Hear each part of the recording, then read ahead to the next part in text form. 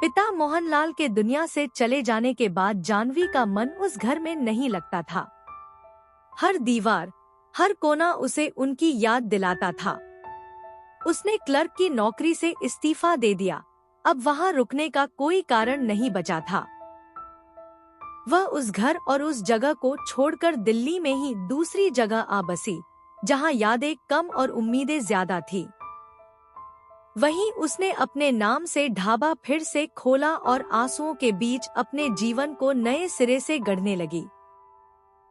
अब 20 साल बाद जानवी अब लगभग 48 वर्ष की हो चुकी थी। उसके सिर के कुछ बालों में सफेदी झलकने लगी थी, लेकिन तुषार की यादें आज भी उसके मन से मिट नहीं पाई थी।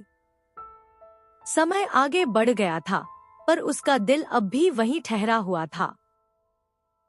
और जानवी अब भी यही सोचती रही कि आखिर ऐसा क्या उसका गुनाह था कि उसका प्यार अधूरा रह गया।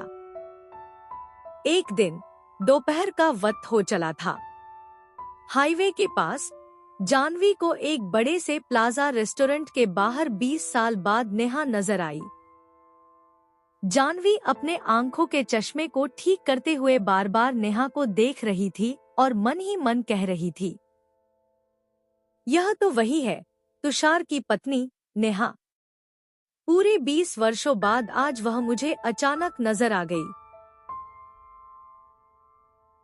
जैसे ही नेहा की भी नजर जानवी पर पड़ी, वह एकटक उसे निहारती ही रह गई और फौरन उसके पास अपने कदमों को तेजी से बढ़ाते हुए आई और अपने हाथों की उंगली से जानवी की तरफ इशारा कर उत्तेजित होते हुए जानवी से बोली,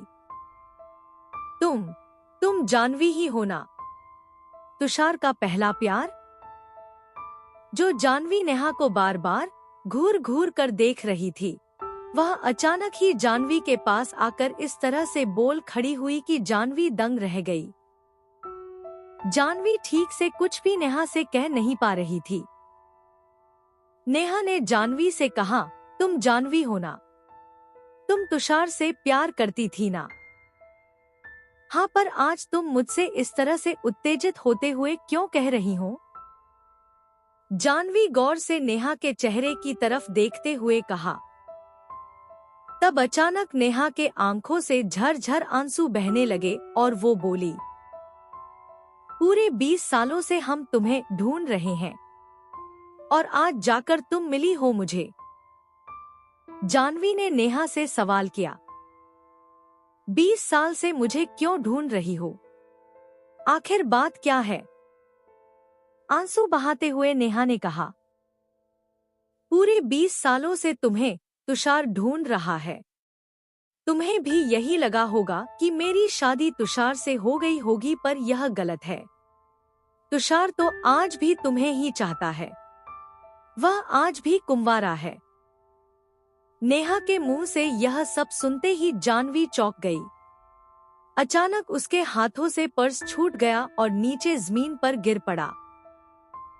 कुछ देर तक नेहा की आंखों में आंखें गड़ाए जानवी के होठ खुले के खुले रह गए और वह बोली, यह तुम क्या कह रही हो नेहा?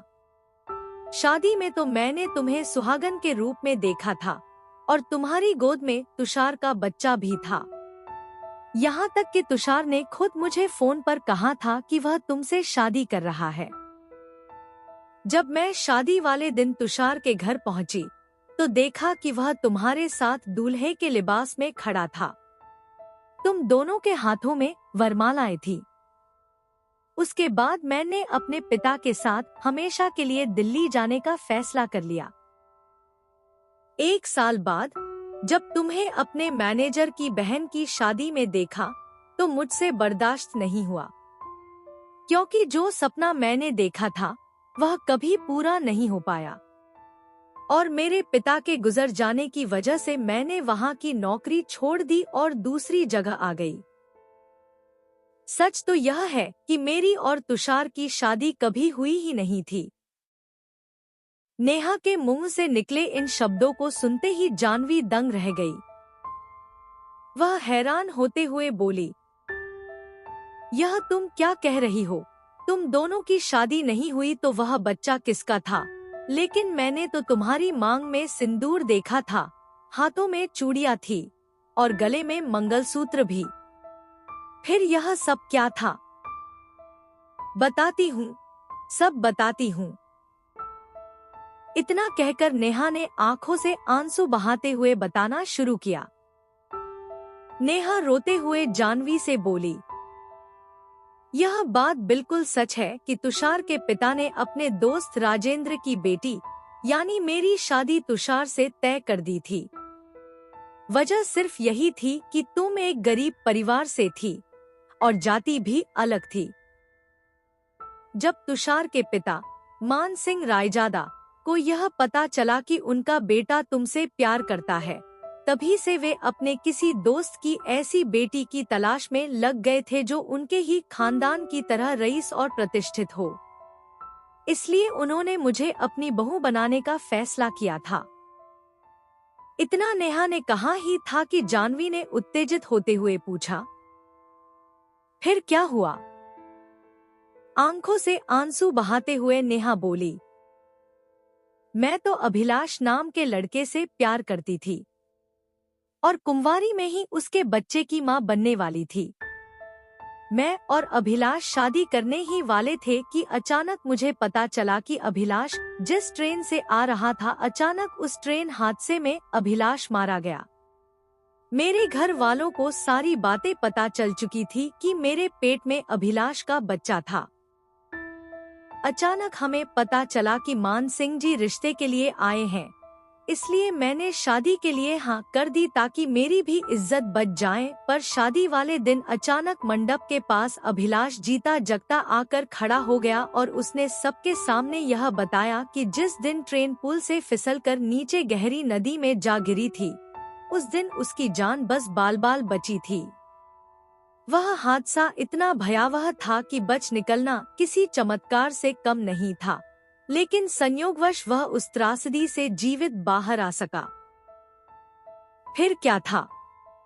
मैं तो यही समझ चुकी थी कि मेरा प्रेमी अभिलाष उस हादसे में मर चुका है, लेकिन जब वही व्यक्ति मेरी आंखों के सामने जिंदा खड़ा दिखाई दिया, तो मेरे सब्र का बांध टूट गया।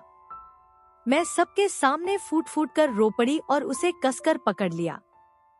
मेरे आंसू, मेरा कांपता हुआ शरीर, उसके प्यार की निशानी मेरे पेट में पल रहा है, सब मेरे सच्चे प्यार की गवाही दे रहे थे। जब तुषार ने यह दृश्य देखा और समझ गया कि मेरा सच्चा प्रेम आज भी मेरे सामने जीवित खड़ा है, तो सारी सच्चाई उजागर हो गई।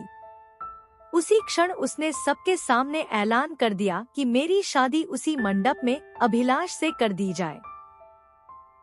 तो क्या तुम दोनों की शादी नहीं हुई उस दिन? जानवी ने हैरान होते हुए नेहा से पूछा।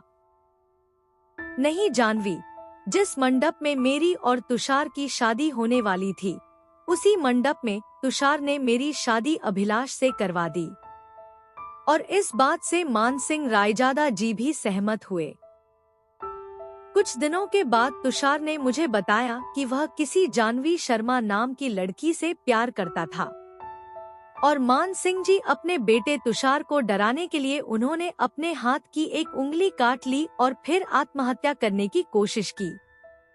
इस भयावह हरकत से उनका बेटा तुषार बुरी तरह घबरा गया और मजबूरी में मुझसे शादी के लिए हाँ कह दी। इस तरह उसने अपने सच्चे प्यार का बलिदान दे दिया। यही वजह थी कि तुषार ने तुमसे फोन पर झूठ कहा। तुषार को भी नहीं पता था कि उसके पिता आत्महत्या के नाम पर उसे मानसिक पीड़ा देंगे। उसे नहीं पता था कि उन्होंने शादी की कार्ड पहले ही छपवा दी थी। जब मेरी शादी अभिलाष से तुषार ने करवा दी, उसके बाद उसने तुम्हें बहुत बार फोन करने की कोशिश की पर तुम्हारा फोन नहीं लगा। जब वह तुम्हारे गांव तुम्हें ढूंढने के लिए पहुंचा, तब उसे पता चला कि अचानक बाढ़ आ जाने पर कुछ लोगों की मृत्यु हो गई, तो उसे भी यही लगा कि तुम और तुम्हारे पिता भी बाढ़ में बहकर दुनिया से चल बसे। और फिर कुछ दिनों के बाद मान सिंह जी की भी दिल का दौरा पड़ने से अचानक मृत्यु हो गई।